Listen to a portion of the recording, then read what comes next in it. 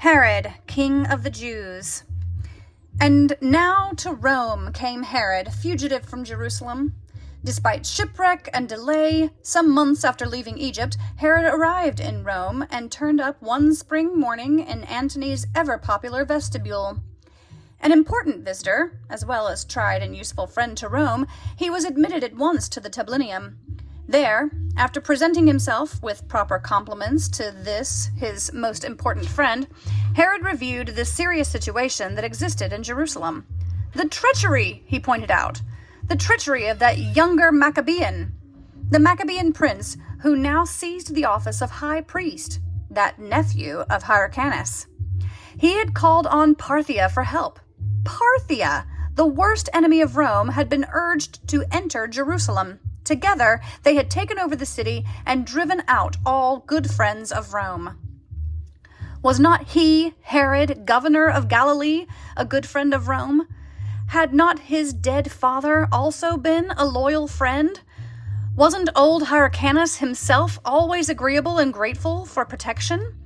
What was to be done? Was Rome to stand by and let Parthia remain in Jerusalem? Antony was already concerned over Parthia and had no need further proof of Herod's loyalty. Appearing before the Senate, he recommended his friend from Palestine as the best man to look after Rome's interests in that rebellious country.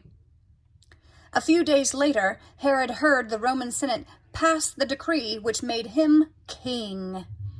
Walking then between Antony and Octavian, who, he saw, eyed him with a shrewd curiosity, Herod left the Senate chamber, and between the two Romans climbed the long white marble steps of the Capitoline. There, at the temple of Jupiter, the customary sacrifice was offered to the Roman god. The decree was placed for safekeeping in the Capitol, and the ceremony was complete. Herod was king of Judea. He was king of the Jews, in name only, however, he was still an empty title. For his was still an empty title. He had to return now, this new King Herod, to capture his capital, kill off or win over his enemies, and force himself upon the Jewish people who hated him and did not want him for their king.